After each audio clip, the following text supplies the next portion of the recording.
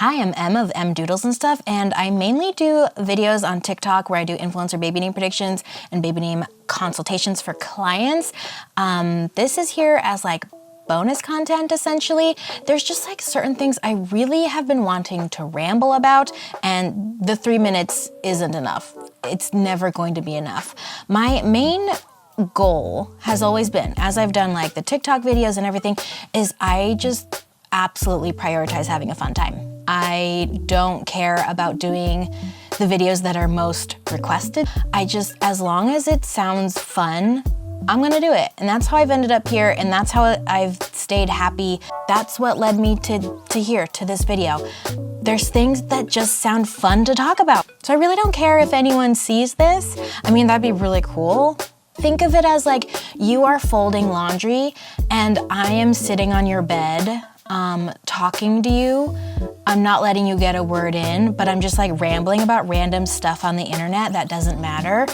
I am completely unhelpful. I have not once offered to help you fold your laundry. I'm just sitting on your bed, getting you in your space, talking your ear off. That's what I think of this as. Or like, I see this as the thing you're sort of listening to while you are working on a crafty project. I am all about that. I'm always half listening to something while working on a crafty project. This is Doodle Talk. I don't expect you to have your eyes glued to the screen the whole time, partially because I have some notes here and on my phone.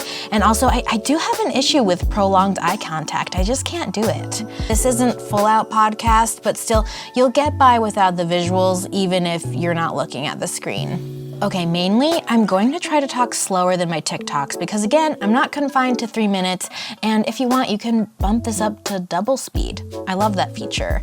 I actually tried recording this yesterday. It was so stressful. Like by the end, I was fully sweating.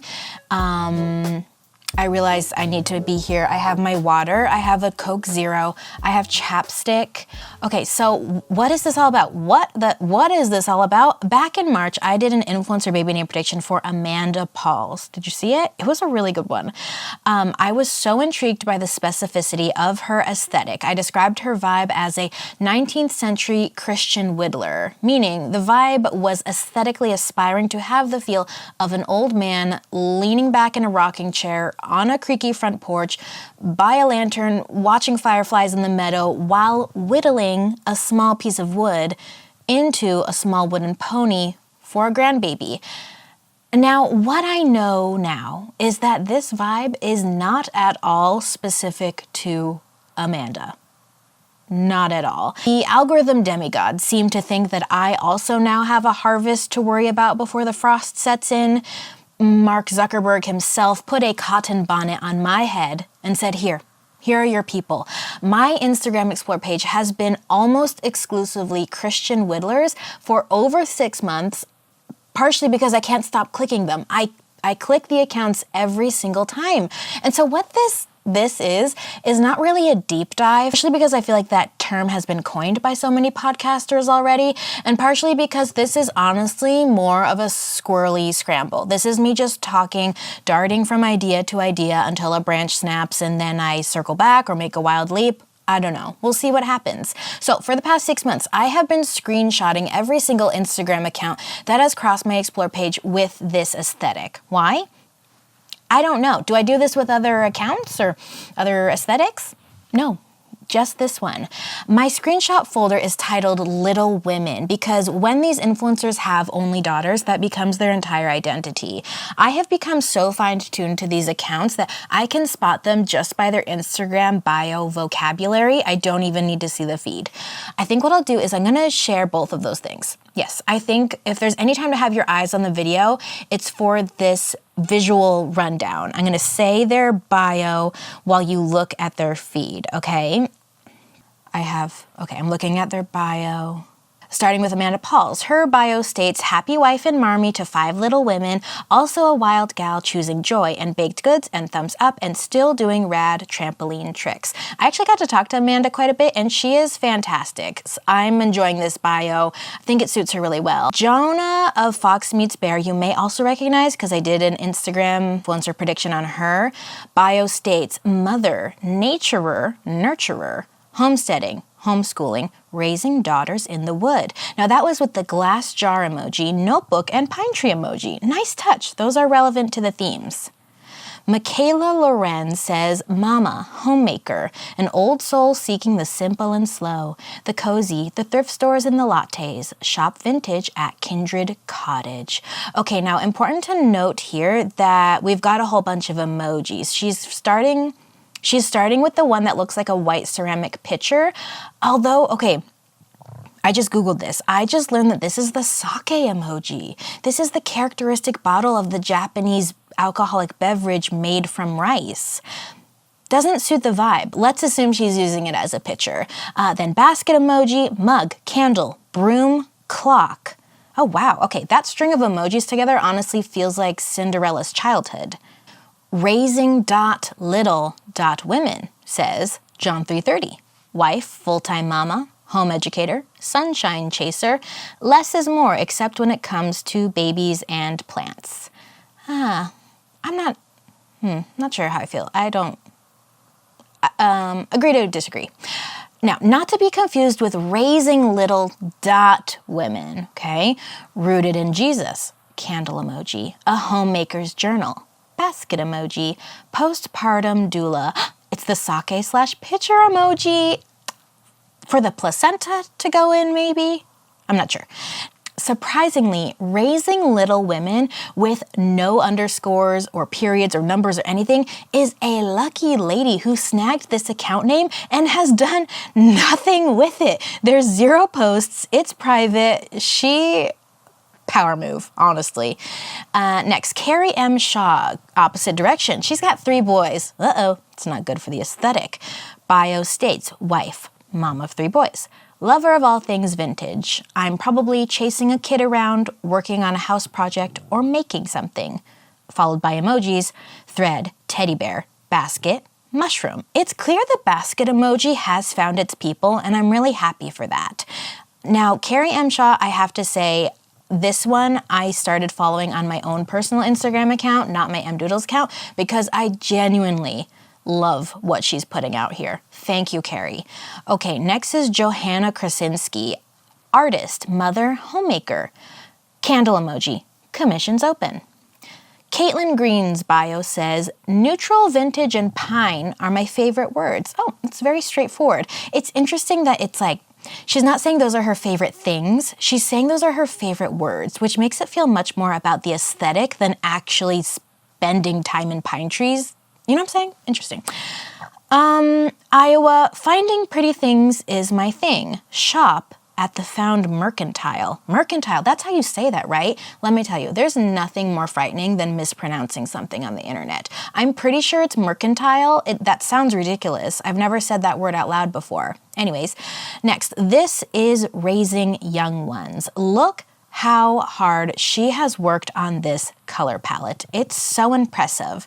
And her bio says, Mama, making memories, loving fiercely, social media manager, capturing life's happy moments and my kids' wardrobes. Now, the only thing worth mentioning here is that this is written in the typewriter font. Do you know what I'm talking about? I don't know how people do that on Instagram, but more importantly, I don't know why people do that on Instagram. It feels a little bit MySpace, to be honest. Next, Holly Grace at Home. This one, it's very poetic, and for some reason I have a very hard time saying it. Slow homemaking and sacred heart shaping, raising a family, making a home, growing a garden, tending a mercantile, making disciples. Yes, this is the second time the word mercantile has showed up, which is really something to think about. A Story of Home says creating home with intention. Emojis, wheat, candle, basket. Hadley plus Jack plus Maeve. Kid names, yes, we'll get back to that. Homeschooling, thrifting, capsule wardrobe enthusiasts. Look at this immaculate white beige color palette. Wow. Alyssa Taylor has actually recently changed her bio, but at the time I grabbed the screenshot, it said wife, mother of 3, photographer, homemaking, creating, and growing. Basket emoji. Our kin and home says following Jesus, rooted in the word, wife and mother, homeschool and holistic living. Visit the blog, shop our favorites and more. basket emoji. Okay, raising maidens is a great username alternative since all the good Little Women ones were taken. Her bio says, regular wife/mom, growing in grace and raising maidens up in Christ. Sunflower emoji. Okay, I promise we're close to the end of this. Spring Hill Homestead is daughter of the Most High King, wifey, mama, completing our new/old home under the big Montana sky. This account you'll see in the screen grab, it's less beige, but the aesthetic is incredible. This is another one I say 100% give it a follow. The pictures are stunning. Nene Twigs, mother artist homemaker. Dear Kate, Jesus, the way, the truth, and the life. Probably wearing a dress and holding a baby. Wife to Ben, mothering 3, nurse, motherhood, lifestyle, East Coast.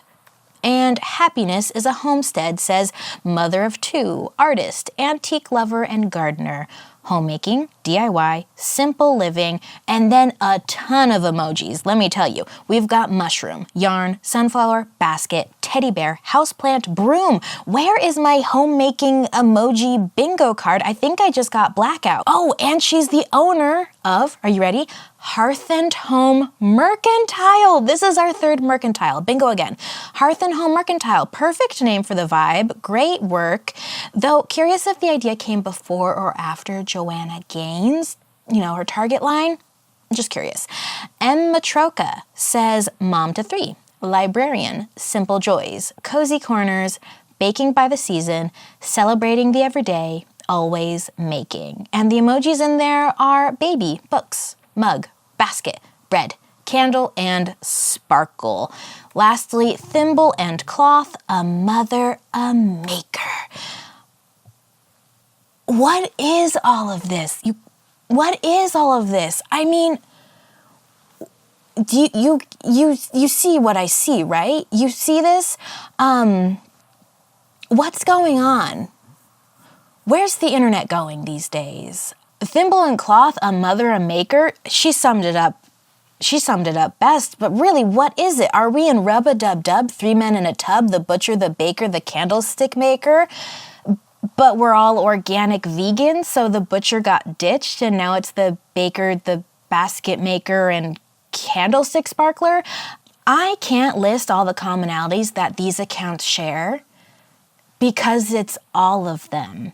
If I was a robot generating an Instagram based on this data, I'd definitely start with a hazy film photo. Take it on your phone and just add the filter. Hazy film photo of a wicker basket emoji. Wicker basket filled with a pile of patchwork quilts. The basket is perched on an old wooden chair. Behind the chair, we've got one of those coat hooks. They're not hooks though, they're like the knobs. It's like a board built onto the white wall in the background. Do you know what I'm talking about? And then hanging from the hooks, there's just one item. It's a linen tote bag. What's in the tote bag? Dried lavender, just spilling out the top a little bit. From that folder of screenshotted accounts, there's so much extreme overlap that I think it's more interesting to point out a few of the details that are exceptional. Like I said, we are a squirrel. We are curious and unstable. Holly Grace, she's the one that listed making disciples in her bio. That really caught my eye. Homemaker emoji bingo board items are all over her feed. While many of these accounts are canning vegetables beneath their antique oak armoires, Holly also has an antique sewing machine where she seems to be sewing a pair of bloomers for Millie Rose to wear with her linen dresses. She's sewing by lamplight, like a ghost of the Triangle Shirtwaist Factory who decided to relocate to the suburbs of Texas. My mouth drops open when I realize that this is the apparel she is selling at her mercantile. This is her mercantile. I go to her website where she says that the things that inspire her most are the prairie homesteaders of the American West. Quote, "But I do not live with my eyes fixed on the past, though. Though the past influences the way I live, my eyes are fixed towards the day that my Savior returns for those who love him." Holly says she feels a, quote, "deep peace when making a home for my family and seek to encourage other wives and mothers who are doing the same," end quote. I'm in awe because the merchandise in the mercantile is not being presented as historic costumes, which is always the section of the Simplicity sewing catalog that I would always flip to during trips to Walmart as a child. Do they still have the sewing section at Walmart? Do you remember they had like the big filing cabinets with all the patterns, but you'd had to go through the catalog to see what number pattern you were looking for? Oh, I loved the historical costumes in there. Now, no, Holly is not presenting this as historical costume. It is being presented with almost everything from Homemaker emoji bingo as background props in the merch photos. I'm hesitant to have an opinion on the triangle bandana head covering that seems really popular in all of these Instagrams, because although it does feel like homesteader cosplay, it could be devout Christian modesty influenced. If that's the case, I'll sit back. Now, when she poses with the bandana and the broom, it is such big Cinderella energy. And you know what? Here's the thing. There are Disney girls, all about the princesses. There are horse girls. We've all talked about horse girls. My favorite podcast, called You're Wrong About, also once featured the term bow girls in regards to fans of Anastasia and being the type to wear a very large bow on the back of your hair. I like that. It was a really compelling discussion. Now, what I'm putting together here with Holly and the rest of these accounts is there is another girl. It's Braid girls. These are Braid girls. If horse girls were the American Girl doll Felicity, bow girls would be Samantha, braid girls are Kirsten. Oh my gosh, they are so Kirsten. Braid girls are Kirsten. These are our pioneer cosplayers, our mercantile owners, our played the Oregon Trail as a young child, but even more likely fans of reading Laura Ingalls Wilder. Braid girls as influencers absolutely tuck lavender into linen totes and hang them on a coat rack. So maybe the reason I'm here and this discussion is happening is that between Disney girls, horse girls, bow girls, braid girls, I know with 100% certainty I am a braid girl. I have always been a braid girl because guess what game I played by myself as a child? Immigration. I would wrap my head in a shawl. I would take a baby doll, wrap it in a shawl. I would take all my belongings, wrap them in a shawl, put them on my back. I would climb under one of those triangle chalkboards and imagine myself on a ship approaching Ellis Island. Can you tell I had Kirsten? I absolutely had Kirsten as my American Girl doll. Okay, let's look at another account here. At Thimble and Cloth, Lindy has coastal grasses instead of Texas suburbs. She's got the beige linens and a modern sewing machine. She's also got the same bandana that Cinderella wears when she's mopping floors, and she's got candles perched on old wood. I see that there is obviously a spectrum here. There's cool neutrals, there's warm neutrals. There's Save the Children or Save 10% with code Lindy10. I believe most or all of these women are somewhere in Christianity. Holly Grace seems deeply Christian. Thimble and Cloth seems lightly Mormon. Mormons and braid girls, that is actually the most natural connection imaginable because of the pioneer origin story. Now, pivot to Kelsey of Raising Little Women. She didn't get the best username, but she's committed to the vibe. One of her top highlight bubbles is titled Wives. I click that. She shares a quote that says, "If your husband loves long hair, wear it long. If he loves you in a dress, wear a dress." Okay. She quotes the Bible. She wears matching flower crowns with her rabbit. And back in 2020, she was sharing a lot of aesthetic posts about human trafficking, encouraging people to follow Tim Ballard. And this is just like all mixed in with coastal grasses and that colorless map they all have on their walls. She even says, "Saw something weird on Amazon the other day and had a sick feeling about it." Now this squirrel, me, has found the acorn it wants. honestly, braid girls and squirrels, also a natural connection. I'm in the hashtags here. I am in the hashtags. What kind of hashtags does an account like raisingLittle.women often use? We've got stay-at-home wife, homemaker life. Oh, this feels like verse 2 of Rub-a-Dub-Dub. Christian homemaker's heart, Christian homemaker's handbook, biblical womanhood. Yeah, we're clicking biblical womanhood. It has only been used in 191 public posts, and it looks like most of them are from Kelsey. Wait, what? I had looked this up before, and it was way more than that. What's going on? Oh, okay. Oh, no. She has used the tag biblical womanhood. It's a typo. Shoot. Most recently, she has tagged biblical womanhood on a flat lay of her baby in beige linens and taupe knits on a crocheted white blanket next to a white plate of toast in a crib. Knowing this hashtag is a typo now makes sense why Toast Baby Flat Lay is its top post. Oh, okay, sorry, this is getting weirder. 1 week ago, guess who commented on raisingLittle.women's Toast Baby Flat Lay? Crumble cookies. They said the cutest with big teary eye, heart hands, and cookie emoji. Do you think it's in their contract that they have to always use the cookie emoji no matter what the text is? I bet it is. Why are they here? What's going on? Crumble Cookie has 2.9 million followers and only follows 2 people. What are they doing here at this account? Most likely they got here by following in through a hashtag, right? Which of these hashtags drew them in here? Was it biblical womanhood? Wait, isn't there a way you can see what hashtag someone's following? Okay, no. Nope, that was a dead end. Squirrel. Turn back. Now she's also tagged biblical womanhood in a post captioned, "This room is full of colors. One girl loves purple and the other loves pink. It's a hard room to put together because they both have a little different taste in color."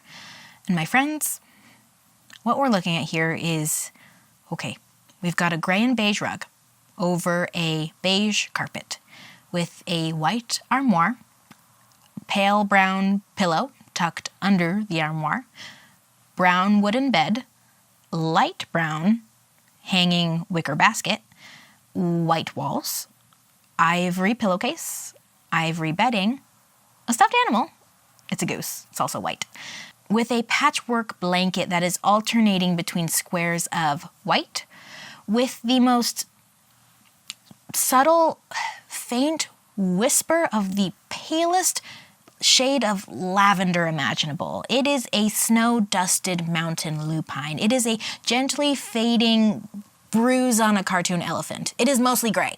My goodness. Okay, who else is using the hashtag biblical womanhood? Josephine is. She has a carousel of images with the text, "Let's talk about sex for the Christian wife," a thread. The text has baited me to click. Let's see what she has to say. Okay, a predictable start. It's only between a man and wife. Purpose. Okay, slide 3. Many Christian women are not intimate with their husbands. Intimacy is vital in marriage. It is also a commandment from God. Okay. Vibe is a little threatening. Let's continue. She gives statistics and then says, "Let's consider this fact.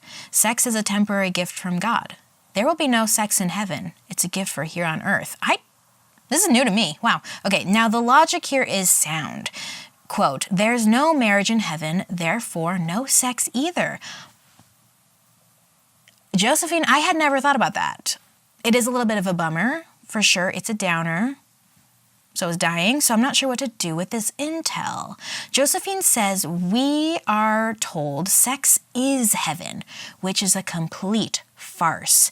I do like that sentence structure. It really drove the point home, but I wish you had used something other than farce because I just think of that Parks and Rec episode. That was not me. That was a farcical sound effect. Did she say fartsicle? The idea of a farcical heaven sex, it's too good. Sorry.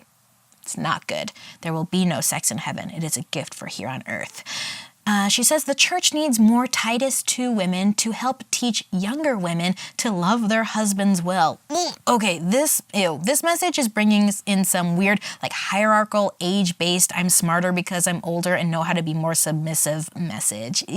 I've never watched Handmaid's Tale because I'm too scared, but for some reason it's really making me think of that. Josephine says, sisters, the next time you turn your husband down from intimacy, remember this. It's temporary. Be intimate with your husband every time he wants. Josephine, I don't know what denomination Josephine is part of, but let's call it the Church of Red Flags. This exact red flag is what piqued my curiosity with raising little women, her highlight bubble with the quote about serving your husband being a high and holy calling. These types of hashtags, plus the consistent use of Old and New Testament scripture verses on raising little women's page give a clear Christian vibe, like Holly Ghost of the Shirtwaist Factory, but something even more fundamentalist is going on here. Here's the thing. I know these mountain views she's sharing. She is in the Tetons. Kelsey and her bunny in the flower crowns are in Idaho. There are temple pictures here. This is Mormonism. Or it was Mormonism. Members of the Church of Jesus Christ of Latter-day Saints are often known for wearing their religion on their sleeve very proudly, and the fact that Kelsey is wearing Christianity and biblical womanhood on her sleeve, but not a single hashtag LDS or hashtag General Conference, has me very curious. From scrolling her feed, I personally feel like her life started out pretty typical Mormon. I would guess she went to BYU Idaho in Rexburg, given that she lives not too far from that now. But that's not based on any firm data. And then it seems like in more recent years, she has taken a dive into more conservative vibes, perhaps to the point of fundamentalism. I am fascinated by this. If you watched Under the Banner of Heaven this past year, you know it's all about kind of that same concept at an extreme level where a modern day, 1980s modern day, Mormon family decides they want to basically revert back to the old days when everything was worse for everyone except for like 7 white men. So this 1980s family revert back to like an older belief system, more like the 1880s as far as the stricter rules. Religion is the law, government laws are not laws, and they really hate modern medicine. Did you read Educated by Tara Westover? Same thing. Like, these families, especially in Idaho, exist where they attend the Church of Jesus Christ of Latter-day Saints, but then within their home, they're adding in a lot of their own higher laws, I guess you could say. These very outdated, repressive rules, no secular music, but also just like no school in general, no hospitals, just essential oils, and being very skeptical of the government. Pivot again. Did anyone listen to the podcast Bundyville? That feels the most obscure. I'm feeling like no one did. It's not about Ted Bundy. I know, that's confusing. No, it's about a fringe fundamentalist Mormon family that started an armed militia against the government as a result of a wild conspiracy theory, mostly born out of a religious foundation. Now, the whole story mostly took place in the southern region of where Nevada and Utah meet, like absolutely out in the middle of nowhere. Now, after listening to that podcast, I will never go there. I mean, it already sounded scary because of aliens, but this is actually way more tangible and scary. Now, forgive the creepiness. Truly, I am just using the information that's accessible to me on the internet. But guess who else is from a tiny, unincorporated community on the Nevada-Utah border? The husband of Raising Little Women. Okay, squirrel jump, Wikipedia. His tiny hometown was founded in 1955 as a religious community for the House of Aaron. I'm sure that's good. I'm sure that's fine. I'm sure that's normal. I'm sure it's good. The founder of the House of Aaron could hear heavenly music even when wide awake. As a young teen, the heavenly music became interspersed with angelic voices uttering poetry. Oh, yep. Okay. As an adult, he joined the Church of Jesus Christ of Latter-day Saints. Ooh, and then he was excommunicated. He was formally kicked out of the Mormon Church because he claimed to be receiving divine inspiration that went against the church. He was really into the idea of communal living. So he started House of Aaron out in the desert. And most of the people who went with him were also leaving Mormonism. That's really interesting. Now, religious researchers do categorize it as a fringe group off of Mormonism because of that. House of Aaron, though, they don't like that because they say their beliefs are totally different, especially because they have zero polygamy. Do I go to their official website? Why am I scared to do that? Okay, let's do it.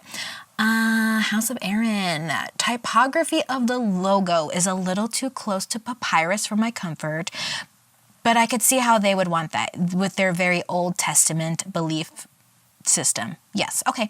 Let's click About. History. Coming soon.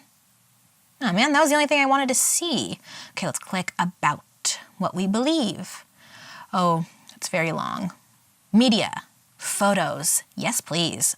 One folder is from the early days, the first 30 or so years of the commune, documented on a film camera, all by the same guy. It's often hard to get on board with a tiny religious fringe group where everyone wears the exact same thing, but the women are in these blue dresses and they look fantastic. The style feels like the silhouette of Maria von Trapp's more snatched looks, and it's actually a gorgeous shade of blue. I love this. I'm really feeling this. Honestly, you guys, these photos are genuinely incredible. I have a Bachelor of Fine Art degree in photography, brag, and these are really wonderful pictures. Maybe I'm being influenced right now because the retro film aesthetic is so in, but these pictures are all beautiful and meaningful captures, and I applaud this man, what's his name? Jerry Childs, for really embodying the spirit of this special community over the span of his lifetime. I came to houseofaaron.org as a skeptic, and I'm leaving as an affectionate bystander. Now, if you haven't actually been watching the screen, can you just look at these 3 faves? These are my favorites from Brother Childs. Winner. Winner. Winner. I'm not being sarcastic. These are really meaningful pieces of art he made, and it really captured a really vibrant personality that feels so completely different than watching Keep Sweet and Obey, you know? They meant it when they said this community has zero polygamy. Now, a sentence I never thought I'd utter. I'm including the link below to the House of Aaron early days photo gallery. Now, confession of something I did off screen. I also listened to a podcast that interviewed the current leader of House of Aaron, John Conrad. I did that. I really enjoyed hearing about his beliefs. The interviewer was asking things like, so do you believe in the Trinity? Do you believe in the Godhead?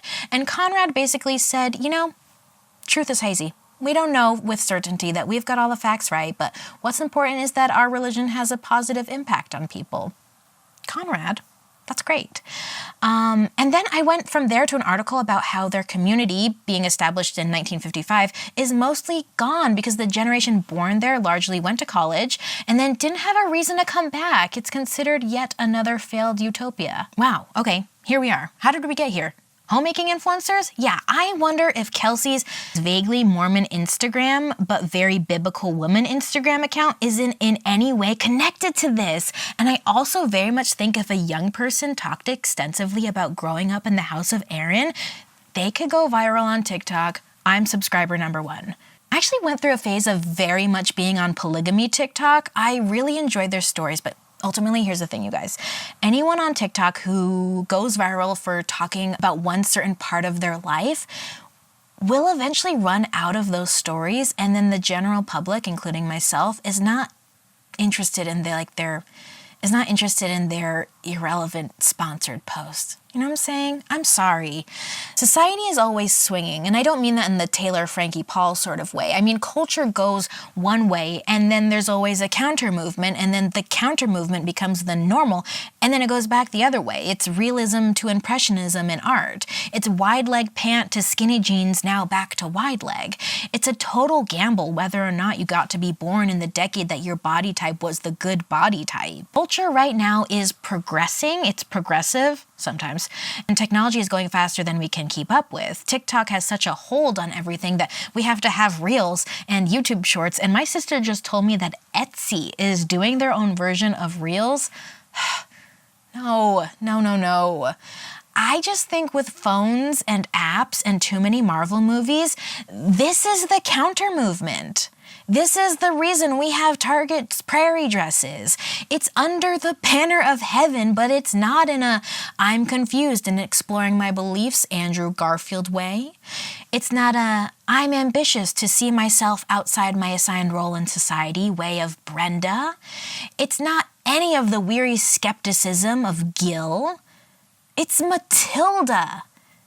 This Instagram vibe is Matilda. It's idolizing the lifestyle of a moderately religious person who has been pulled back in time by fundamentalist beliefs to prairie dresses, isolated mountain retreats, making bread. Just think about the typical day, the daily tasks of a neo-fundamentalist Christian woman, whether that's the dramatized depiction of Matilda in Banner of Heaven, or Tara's mom in her memoir Educated, any of the women in that Keep Sweet and Obey documentary. Think about their daily tasks. They, make food completely by scratch, hang their laundry out to dry, tend to their children, many children, homeschooling all those children, maybe caring for livestock, probably milking cows, mending clothes, reading religious texts. Well, now I've just described Hannah of Ballerina Farm. You just take neo-fundamentalist Christian homemaking and add being hot to their list of daily required tasks, and that's where this whole side of Instagram is born. Go ahead, add the candle emoji, bread, broom, accidental sake. It's all there. I am so fascinated by this. Now, I've been talking for a long time. Is your laundry folding done? Is your craft project done? I want to go to a list of the thing I love most, a list of all the baby names in my Little Women screenshot folder. And then we'll wrap up. I don't have a conclusion. This is me just rambling. It's just interesting. Okay. Nora 80, Frankie, Charlie, and Noble. Luella, Manu, Juniper, and Solvi. Nora and Sawyer. Emma, Eden, Aaliyah, and Esme. Addison, Evelyn, and Eleanor. Mason, Noah, and Leo. Jean and Grace. Hudson, Sawyer, and Briar. Carter, Hunter, and Rio. Millie, Hadley, Jack, and Maeve. Blake, Beckham, and Briar. Nora, Mabel, and Rudy, Ryan, Breezy, and Prim, Anita, Camden, and Anders, Judah, Lennon, and Beck, June and James, Charlie, Ben, and Luke, Nora, Hazel, and Rhodes, and for what it's worth, a couple of the middle names of note here were Shepherd and Wilder. Those came in quite a few times. So if you are dressed in a linen frock with Dutch braids, sweeping a creaky wooden floor while Mother stokes the fire, and your name is Nora, please contact me. I love the internet, you guys. It's so weird. It's so addictive. It's so interesting. I don't have any concluding statement about the Little Women influencers and neo-fundamentalist Christian women. I just think it's interesting and I wanted to tell you about it. If you have watched this far, please don't get back on TikTok as soon as this ends. I don't need you to join a commune on the Nevada-Utah border void of technology, but you guys, let's take a break. Oh, okay, I know what to do. I know how I want this to end. I don't know how to end things, especially small talk. I'm ending this with a prompt for you to do something off your screen and devices after this ends. I need it, you need it, we're doodling. Doodles. Drawing in a notebook is my favorite way to let my brain relax, have fun. Your prompt is to doodle something after you finish watching this. Here is your prompt. Here's your prompt. If you were the founding member of a tight-knit religious commune where everyone was commanded by you to wear the same thing, what would you want them to wear? You can include variations for the different genders. You cannot copy the absolutely snatched look from House of Aaron.